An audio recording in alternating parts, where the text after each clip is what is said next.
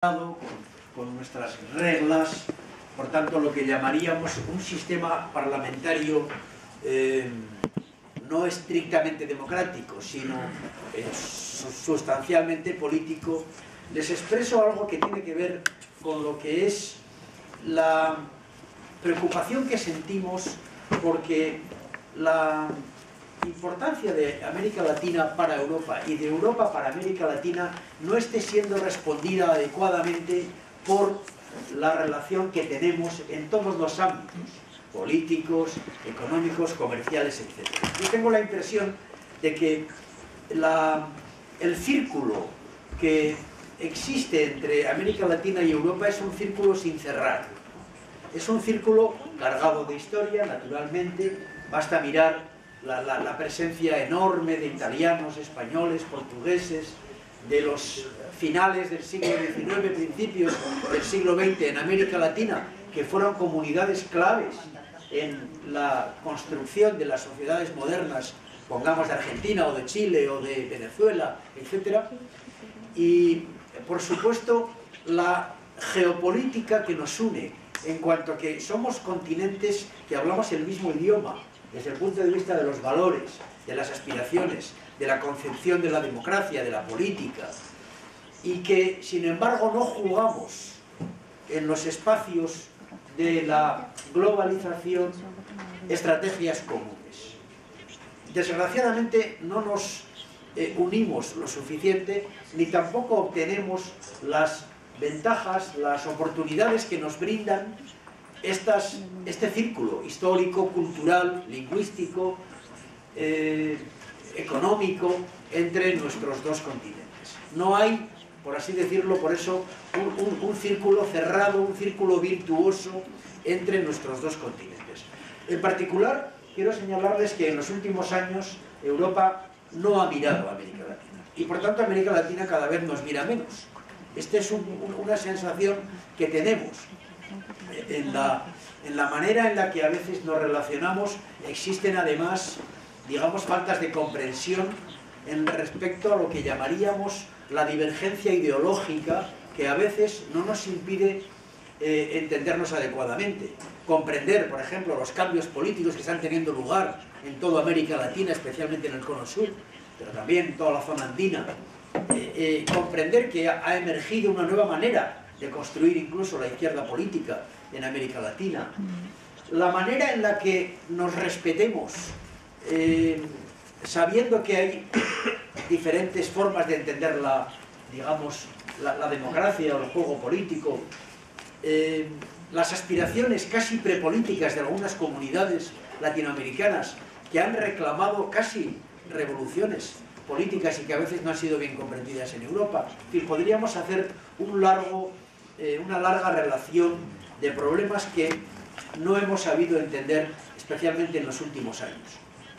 Y eso me lleva, sin embargo, a señalarles que tenemos retos muy importantes, porque mañana mismo, metafóricamente hablando, pero el lunes en concreto, como bien decía el presidente, nos vamos a reunir con los 75 diputados de América Latina que forman parte de Eurolat, y de Europa 55 diputados de todos los países de la Unión, a reunirnos durante una semana en Panamá para hablar de problemas comunes.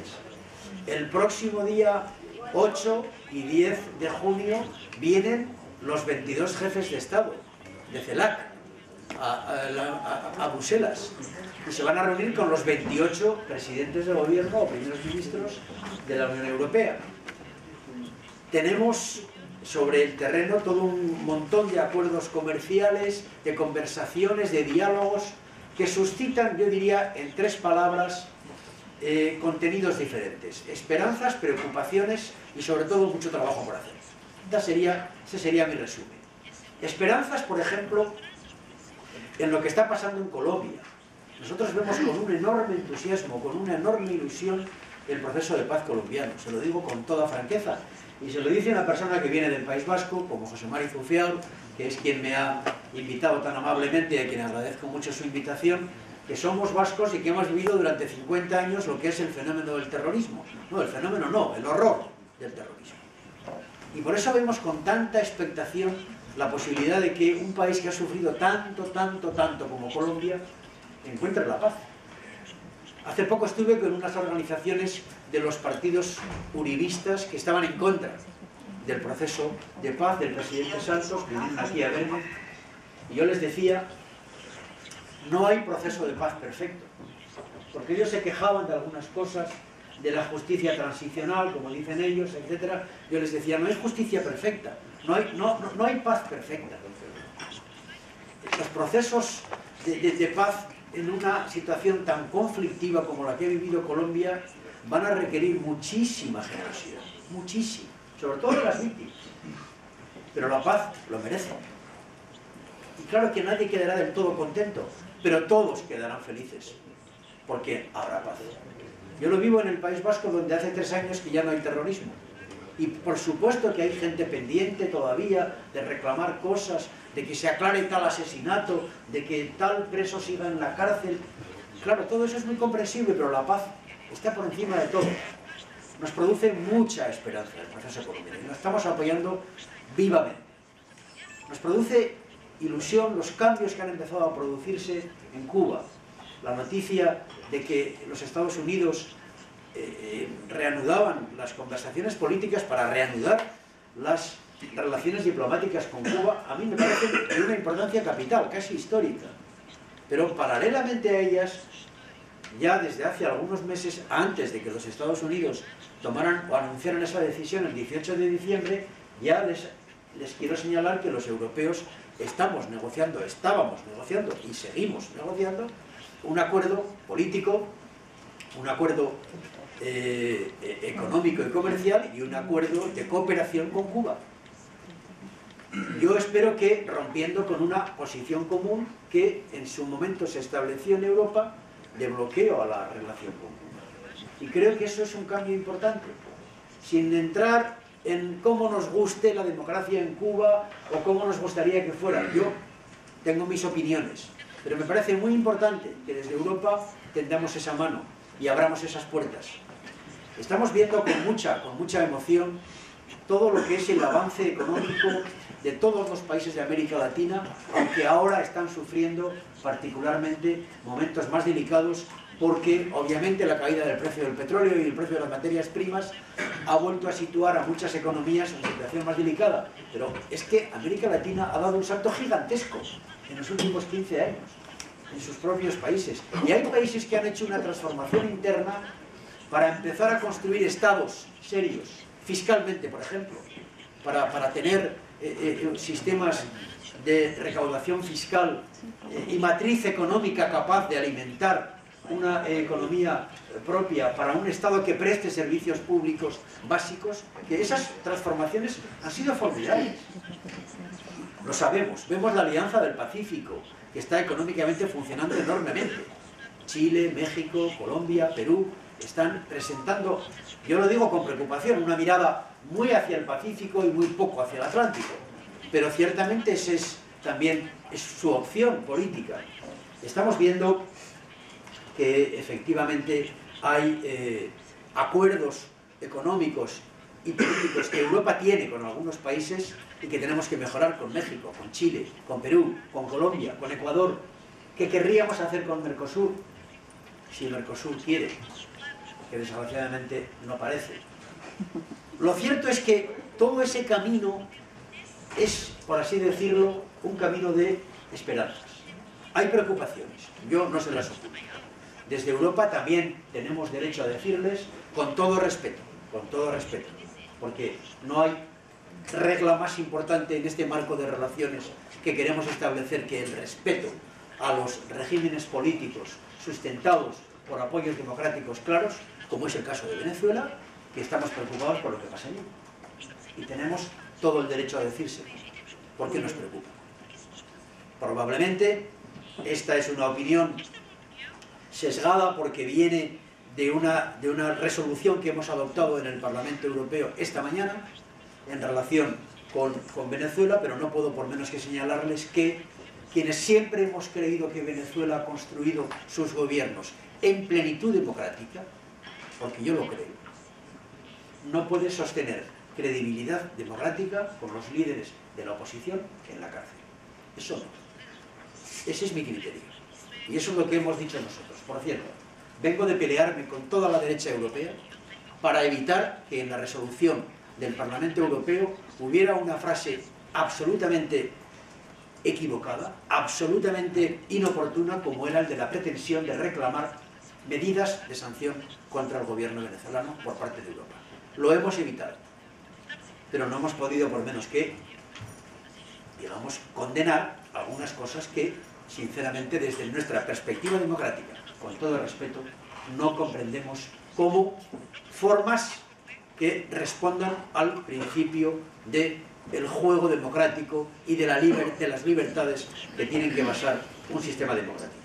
Nos preocupa la gran concentración de ciudadanos en ciudades. Es curioso, América Latina, como ustedes saben mejor que yo, tiene el 80% de su ciudadanía en ciudades con bolsas de pobreza y ciudades que son particularmente complicadas desde el punto de vista de su gestión, y tiene un problema de inequidad, que lo conocen ustedes mejor que yo, que nos parece muy importante para nuestros debates políticos.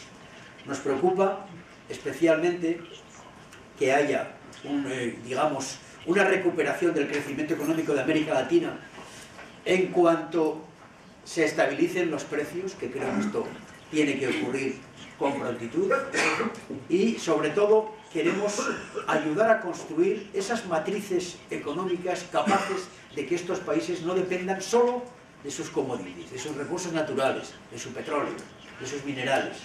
Porque cuando no hay un tejido económico capaz de generar riqueza y por tanto de sostener estados serios, capaces de redistribuir socialmente y combatir la inequidad, cuando no tienes ese tejido económico previo, es muy difícil construir todo un programa de proceso contra la desigualdad. Tenemos grandes tareas por hacer. Termino. Yo pienso que América Latina y la Unión Europea en particular, además de establecer estos acuerdos, establecer relaciones entre países, que ojalá la cumbre de junio sea un éxito, hay algo que me parece especialmente importante, cuál es nuestra conjunción geopolítica en la gobernanza mundial. El famoso trilema de Rodrik, ustedes lo conocen también, que establece una incompatibilidad entre globalización, democracia y Estado-nación, este triángulo maldito que Rodrik viene a señalar, cuanto más globalización, menos democracia, tiene que resolverse mediante la formulación de una gobernanza, o mejor dicho, de una democratización de la globalización. No hay vuelta atrás en la globalización, no hay vuelta atrás, y no puede ser que la solución de la democracia sea más Estado y menos gobernanza global. Yo creo que esta es una ecuación muy interesante y muy importante para todos. ¿Y dónde? ¿Y qué es democratizar la globalización? Pues democratizar la globalización es, por ejemplo, que tengamos una posición común en relación con el cambio climático, en relación con el combate a las pandemias o a la pobreza, o en relación con el desarrollo del mundo, con la construcción de la paz, con la gobernanza de la economía, con la regularización de los movimientos financieros, con la fiscalidad internacional. Esas grandes tareas que están ahí pendientes, eso es democratizar la globalización. La ecuación maldita solo se resuelve si incorporamos democracia a la supranacionalidad. Y yo digo, y con esto acabo, que la Unión Europea y América Latina tienen enormes coincidencias en su concepción del mundo, en la organización de la sociedad que pretendemos, por lo que comentaba al principio, por nuestro círculo incompleto, por nuestros valores, por nuestra manera de entender la vida, por nuestra manera de aspirar al progreso o a la felicidad humana, que nos tienen que hacer estar juntos en las mesas de la supranacionalidad, en las mesas de la gobernanza, desde el Fondo Monetario hasta las Naciones Unidas, desde la Cumbre de París este fin de año hasta lo que son las pretensiones de combatir los paraísos fiscales o la opacidad fiscal, etcétera, etcétera. Esas grandes tareas de la humanidad, que yo diría de la humanidad en progreso, tienen que construirse sobre espacios políticos o geopolíticos muy potentes. Y Europa y América Latina tenemos también una tarea inmensa por hacer en ese terreno. Para todo eso estamos aquí. Ojalá que Eurolat y este tipo de encuentros que ustedes celebran, que me parecen fantásticos, nos sirvan para seguir progresando en esta tarea que nos une. Muchas gracias y hasta siempre.